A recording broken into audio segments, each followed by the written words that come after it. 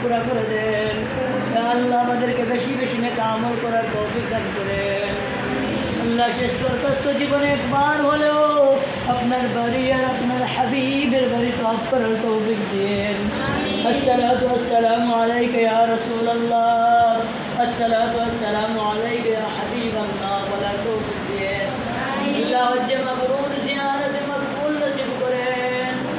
ইয়া আল্লাহ, জীবনে একবার হলেও বিশ্ব নবীর চেহারা আমার আল্লাহ স্বপ্ন যুগে হলে আমাদেরকে দেখার তৌফিক দিন।